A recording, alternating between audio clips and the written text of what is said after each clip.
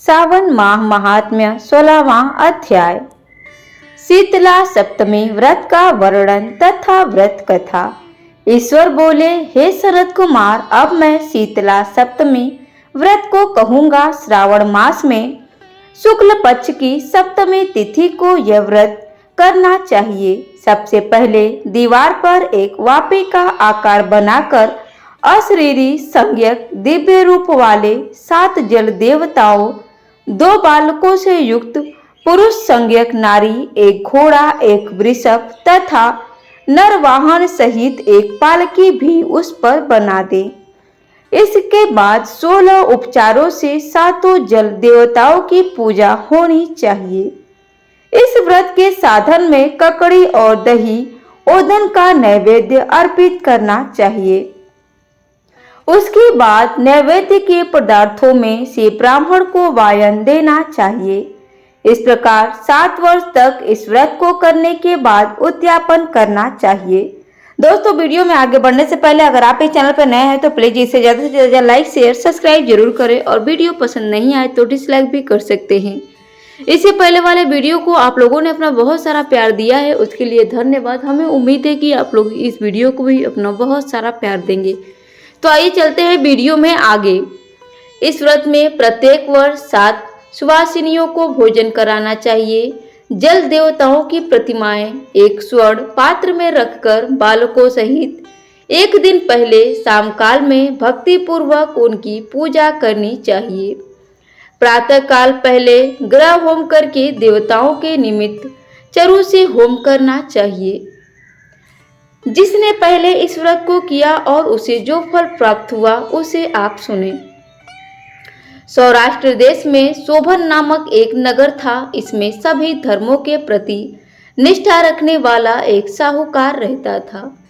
उसने जल रहित एक अत्यंत निर्जन वन में बहुत पैसा खर्च करके शुभ तथा मनोहर सीढ़ियों से युक्त पशुओं को जल पिलाने के लिए सरलता से उतरने चढ़ने योग्य दृढ़ पत्थरों से बधी हुई तथा लंबे समय तक टिकने वाली एक बावली बनवाई। उस बावली के चारों ओर थके राहगीरों के विश्राम के लिए अनेक प्रकार के वृक्षों से शोभायमान एक बाग लगवाया।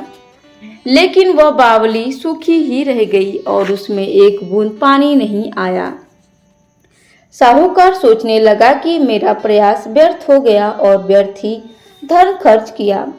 इसी चिंता में विचार करता हुआ वह साहूकार रात में वहीं सो गया।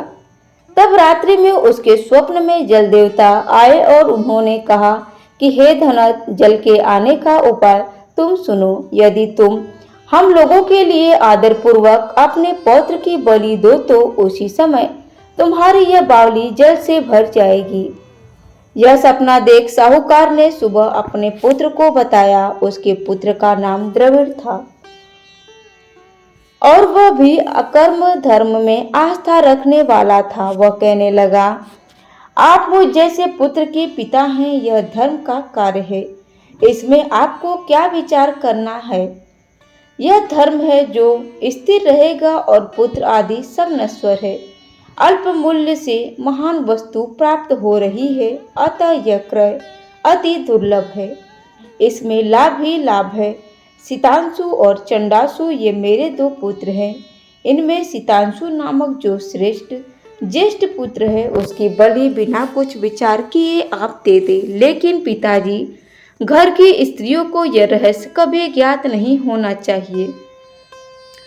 उसका उपाय यह है कि इस समय मेरी पत्नी गर्भ से है और उसका प्रसव काल भी निकट है, जिसके लिए वह अपने पिता के घर जाने वाली है। छोटा पुत्र भी उसके साथ जाएगा। हे तात, उस समय यह कार्य निर्विघ्न रूप से संपन्न हो जाएगा। पुत्र की यह बात सुनकर पिता उस पर अत्यधिक प्रसन्न हुए और बोले, हे पुत्र, तुम धन्य हो और मैं भी धन्य हूँ जो कि तुम जैसे पुत्र का मैं पिता बना। इसी बीच सुशीला के घर से उसके पिता का बुलावा आ गया और वह जाने लगी। तब उसके ससुर तथा पति ने कहा कि वह ज्येष्ठ पुत्र हमारे पास ही रहेगा, तुम इस छोटे पुत्र को ले जाओ। इस पर उसने ऐसा ही किया।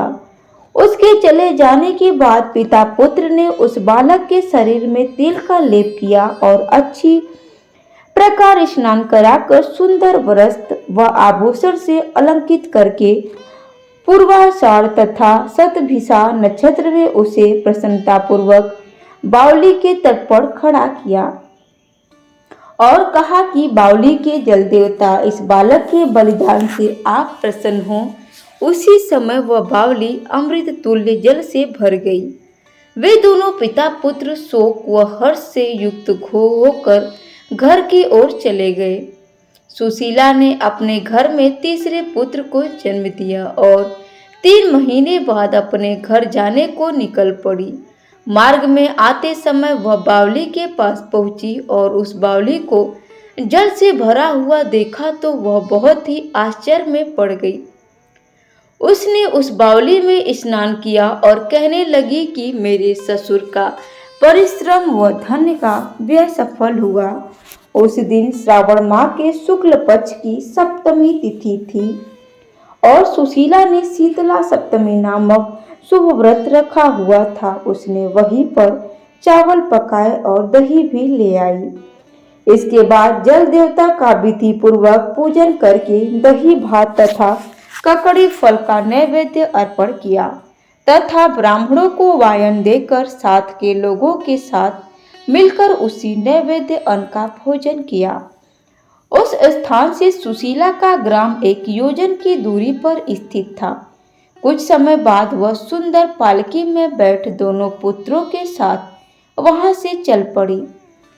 जब वे जल देवता कहने लगे कि हमें इसका पुत्र जीवित करके इसे वापस करना चाहिए, क्योंकि इसने हमारा व्रत किया है, साथ ही यह उत्तम बुद्धि रखने वाली स्त्री है। इस व्रत के प्रभाव से इसे नूतन पुत्र देना चाहिए। पहले उत्पन्न पुत्र को यदि हम ग्रहण किए रह गए तब हमारी प्रसन्नता का फल ही क्या। आपस में ऐसा कहकर उन दयालु जल देवता ने बावली में से उसके पुत्र को बाहर निकालकर माता को दिखा दिया और फिर उसे विदा किया। बाहर निकलकर वह पुत्र माता माता पुकारता हुआ अपनी माता के पीछे दौड़ पड़ा। अपने पुत्र का शब्द सुनकर उसके पीछे मुड़कर देखा। वहां अपने पुत्र को देखकर वह मन ही मन बहुत चकित हुई। उसे अपनी गोद में बिठाकर उसने उसका माथा सूंघा, किंतु यह डर जाएगा इस विचार से उसने पुत्र से कुछ नहीं पूछा। वह अपने मन में सोचने लगे कि यदि इसे चोर उठा लाए तो यह आभूषणों से युक्त कैसे हो सकता है, और यदि पिशाचों ने इसे पकड़ लिया तो दोबारा छोड़ क्यों दिया। घर में संबंधी जन तो चिंता के समुद्र में डूबे होंगे। इस प्रकार सुशीला सोचती हुई वह नगर के द्वार पर आ गई। जब लोग कहने लगे कि सुशीला आई है, यह सुनकर वे पिता पुत्र अत्यंत चिंता में पड़ गए कि वह न जाने क्या कहेगी और उसके पुत्र के बारे में हम क्या जवाब देंगे। इसी बीच वह तीनों पुत्रों के साथ आ गई। तब ज्येष्ठ बालक को देखकर सुशीला के ससुर तथा पति घोर आश्चर्य में पड़ गए और साथ ही बहुत आनंदित भी हुए। वे कहने लगे, हे सुचित स्मृते, तुमने कौन सा पुण्य कर्म किया अथवा व्रत किया था। हे भाविनी, तुम प्रतिव्रता हो, धन्य हो और पुण्यमयी हो। इस शिशु को मरे हुए 2 माह बीत चुके हैं और तुमने इसे फिर से प्राप्त कर लिया, और यह बावली भी जल से परिपूर्ण है। तुम एक पुत्र के साथ अपने पिता के घर गई थी, लेकिन वापस तीनों पुत्रों के साथ आई हो। हे शुभ्रू, तुमने तो कुल का उद्धार कर दिया। हे शुभामने, मैं तुम्हारी कितनी प्रशंसा करूं। इस प्रकार ससुर ने उसकी प्रशंसा की। पति ने उसे प्रेम पूर्वक देखा और सास ने उसे आनंदित किया। इसके बाद उसने मार्ग के पुण्य का समस्त वृत्तांत सुनाया। अंत में उन सभी ने मनोवांछित सुखों का उपभोग करके बहुत आनंद प्राप्त किया। हे वत्स, मैंने इस शीतलता सप्तमी व्रत को आपसे कह दिया है।